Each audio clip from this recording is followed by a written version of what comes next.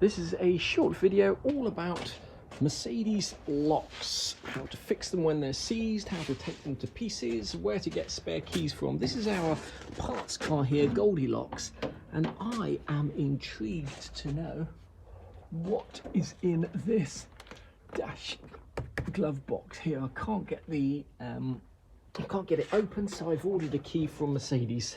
We have spent weeks waiting for, have you got it? Yep. If I'm excited as much as you are, super excited. I am going. Almost 2 months to get excited. this from Germany, and we're going to open up the Golden Spirit. Is that the name of the car? Yes, it's either the Golden Spirit or the Golden Soul. We haven't decided yet. Okay, and we're going to see what's in the glove box. Could be exciting. The first test is to see if this key fits in the boot lock, which is not looking good. It fits in but doesn't turn. Now that could be because the boot lock is actually knackered. The little pistons, what they called, can't remember what they're called, are stuck. I had that on the red 280 SL when I first got it. You'd put the key in like that, the key would fit in perfectly, but it wouldn't turn because all the barrel was seized. So a local locksmith managed to unseize that. So we will take this key down to the car and see if it fits in the door locks, and also see what's in the glove box. Unfortunately, this key that Mercedes have sent us, it fits in the lock, but the lock is not turning. Similarly with the glove box, the key fits in there, but it's not. Oh, it is turning. Oh, there we go. Oh my lordy. When we first bought the parts car, we found this piece of key here lying in the footwell, and initially I thought that this was just snapped off here, but it actually transpires that that's how Mercedes keys actually are. They're just kind of glued into the top plastic bit like so. You can see that that fits in there, and if you put a bit of glue down there and clamped it, you'd have your Mercedes key back again. Now, long before we got this parts car, somebody tried to drill out the lock and put a drill through there, and they managed to wreck some of the wafers inside. The locksmith we went to see took this lock apart, took out the damaged wafers, and now that the key that Mercedes sent us fits all the way in and turns the ignition, so we can actually at some stage see if we can get that parts car going now that we've got an ignition barrel again. He also ascertained that this broken piece of key here is for the door locks and the boot lock. When you put that broken piece of key in there and try and turn it, nothing happens. And what you should see is there should be some movement in there, but there isn't, which basically means this inner barrel here is seized and corroded and attached to this outer barrel, and that's why the lock isn't, well, that's one of the reasons why the lock isn't working. And the way this is all held together is via this little pin here. And what you should be able to do is tap this lock out so you can get to all the springs and the wafers inside it. But to stop the whole thing coming apart, what Mercedes do is they put this sliding pin in there, and then they tap that down, bend the two bits of metal so that pin can't come out. So what we've done is we've just got rid of those two bits. Now we can't get this pin out because it's seized in there, so we're going to drill a very small hole and see if we can wedge it out, take that out, and then see if we can bash down on the end here to bash the whole thing out. In order to get that little pin plate out there, we're going to use a bench drill and then drill a little hole down there and try and lever that out.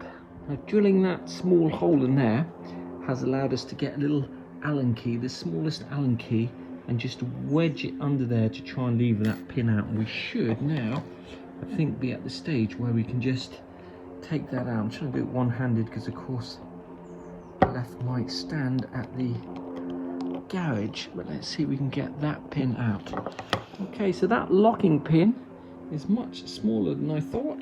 It just goes in there, and now in theory we should be able to tap that whole barrel out of there. Using this old pickaxe here to put the rim on like that and tapping the top of that, and you can see that that's just starting to move, and that lock is just starting to come out. See, this metal alloy here is very soft, and even the process of tapping the top of that screw, I flattened the screw head off slightly, so probably be better to put a different screw in there that you don't want to use again.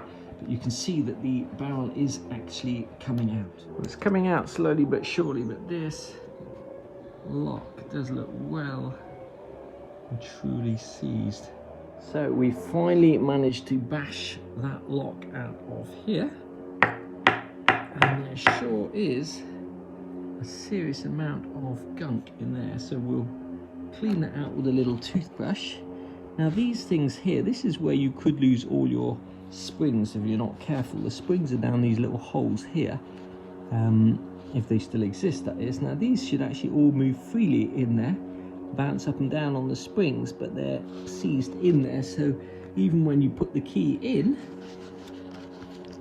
those lifters there, or wafers, whatever they're called, are not springing back up and down like they should. So we're going to try and free all of that up without losing all the springs and getting the order wrong. Wow, this is just some of the dirt that's coming out of this lock. What we're doing is freeing up each and every one of these pins, or lifters, wafers I think they're called, so that they move freely, and they're kind of alternate. You'll notice these holes here are alternate, so if I took this one here out, the spring on this one here, okay, is in there, and the reason that's not just jumping out and getting lost is probably because it's held in there with gunk and stuff. So I'm cleaning out each of these, probably give it a little going over with some oil or WD-40 or something like that, just to clean it up more, and then slotting it back in. Now obviously the order of these determines whether or not the key fits or not. Now these distances here correspond to the key, so this might be, say, number 1 position, which is about the minimum thickness of that, and you'll see that there's no cutout, so I'd expect the first 2 of those to be exactly the same, and then I'd expect the distance to get progressively larger as we go down the lifters for this part of the key here, and we can check that to ascertain whether this is actually the right key. So basically, if you're trying to get these wafers out, they come out where there is a hole. So if there's a hole alongside it, it lifts out this way.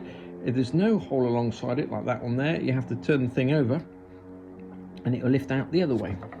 Just cleaning each one of these little wafers with just a brass brush, getting off any corrosion and grit, and then slotting that back in and seeing if it springs up and down. It's taking a couple of hours to do, but all of these are now free and springing up and down nicely. And all we need to do now, in theory, is make sure that this barrel actually turns inside here, which is still really gummed up. So let's do that next. I'm just going to run one of these little Dremel bits. I'm actually going to use an electric drill through there to see if we can clean that up. It's certainly not a quick job. We have this lock now slides in and out of here really easily, which is good, and it now moves freely in there, but the key still is not undoing the lock. Here is a series of grooves through which these little lifters or wafers move when you turn the key, and if any of those grooves are blocked, that could be what's stopping the key from turning. So we're going to one by one take out these little wafers here and then see if we can get the key to turn that way. Taking all of those top wafers out and the key's still not turning. Okay, I'm going to take all of those out as well. Managed to find a camera stand, which makes life a lot easier. The problem was that even with none of the wafers in there, got none in there whatsoever, this wasn't turning. So just with a little bit of force, there was obviously some corrosion or nodule stopping that turning. So now this turns freely. I'm going to one by one, or not one by one, I'm going to put all the lifters back in and see if it turns. I put the top row of wafers back in and it's really stiff, but you can see that if you get the key in the right position, it does actually work. This is the key that was in the car. And then if we try the key that Mercedes sent us, there you have it. Against all the odds, the key that Mercedes sent does actually work. So just catching ever so slightly, and you have to have it not pushed in all the way for it to work. But that did not look like it was going to work before we took that lock to pieces. So I'm just going to have to put everything back together now and make sure that it still works. We just put that little pin or plate back in there, and then all we need to do is just make sure that's in properly, like so, and then tap that across there, or put something across there to stop that coming out again.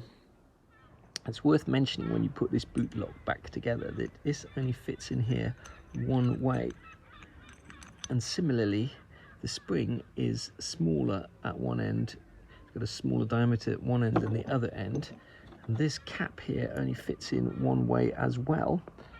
And the idea is that the larger end of the spring sits in that cap like that. So you put the smaller end of the spring in first, then the larger end. And once again, this only fits in one way. So before you start trying to put the spring in, make sure you know which way this fits in.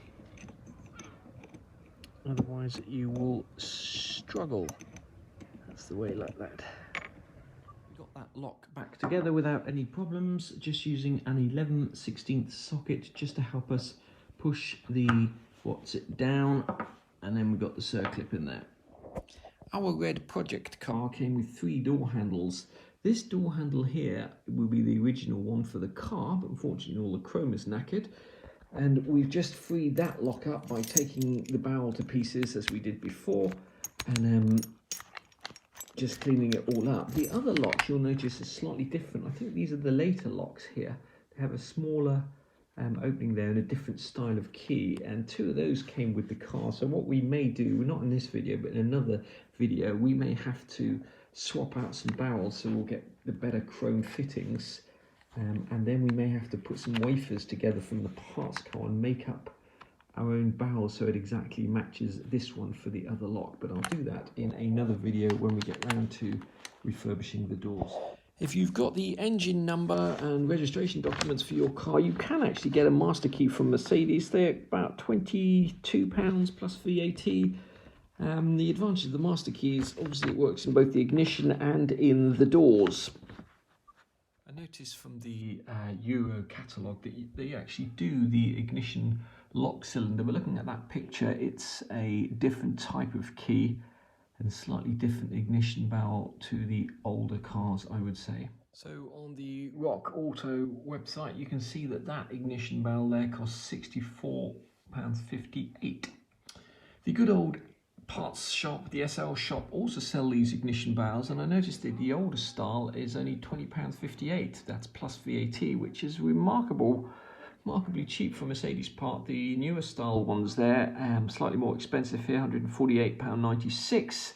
But remember, if you're in the UK, you won't be paying postage and customs and all that kind of stuff. If you're lucky enough to have a old style Pagoda 113, but you're foolish enough to lose the key, then that is super expensive, £470. So just to finish this video, let's take a look and see what is in the glove box of the rustiest 450 SL I've ever seen in my life. I had got this great plan to put a huge wad of cash inside here, maybe a pistol or some sherbet or something like that, but my very sensible wife said, don't be so stupid, you'll have the Inland Revenue on you asking where you got this cash from, you'll have the police asking you about weapons, etc. So I'm just going to open it up and see what's in there. So let's have a little look-see. That there is the blanking off plate, the stereo blanking off plate. Sometimes those will come with 450 SL or 380 SL or something like that written on there. That is the book for the stereo by the looks of it. Looks like these previous owners have been to France. RAC maps, haven't seen one of those. My little daughter Grace has probably never seen a proper map in her lifetime. A to Z of London. Used to be one of the best selling books in England. Probably don't sell many of those anymore. What's this here? This looks like the service book for this car. I'll have a closer look at that. Or the maintenance booklet. Let's just have a look and see if this has got any service stamps in it. Okay, looks like they got off to a good start, as so many owners do, taking their cars along to Mercedes and getting them serviced. 669 miles, another service at 5,000 miles by the looks of it. Let's just see where they get up to. 19,000 miles, 35,000 miles. Is that the last one? 35,000 miles. 46,000 miles back in 1982. And then I imagine they stopped taking this car to Mercedes. Let's see what else is in here. There's a set of keys. Now these keys are quite interesting because they bend and they fold, and the only other keys I've seen that do that are for a Ferrari. I used to have a Ferrari 348. I remember having the keys on the table once in the south of France and somebody coming up to me and saying, "You've got a Ferrari 348, haven't you?" And I was like, "How did you know that?" He said, "Because the keys bend so that you don't catch your knee on them, because the seats are quite low down." So I don't know what those keys are for. If anybody recognises those keys, let me know. What else is in there? Cassette. We've got a cassette deck in the Silver Beast, kind of just above us on the ramp, so we'll play that and see what's in there. Extra strong mints, some electrical tape, always useful, and a watch. Is it a Rolex? Well, it's disintegrating, whatever it is. Doesn't look like a Rolex, it looks like a Greenwich, whatever that is. Never heard of that make of watch. Once again, if anybody's ever heard of a Greenwich watch, let me know. Maybe it's engraved with the name and the address of the person on the rear, but no such luck. So there's no wads of cash in here, no diamonds, no treasure. It's interesting to see what is in there, but nothing of value. This torch here, will be refurbishing one of these little torches in a future video. Unfortunately, the plastic glass on there is broken, but these torches come out and they have a rechargeable battery inside them. I've never actually seen one that worked, but we're going to be trying to get one of those working in a future video. I'm going to leave the video here. In a future video, I'm going to fight off all these spider webs and see what happens when we put the ignition key in here and turn the ignition on. Do we get any power in this car? Does anything still work? I imagine that down there is the ECU. I don't know what the official term is, so we may try and get hold of one of those for a 450 SL and see if we can get this car to start. That'd be interesting. But meanwhile, we're going to move back onto the red project car. We've got the rear horseshoe lid to finish off, and then we're going to start on the seats and doors on that car.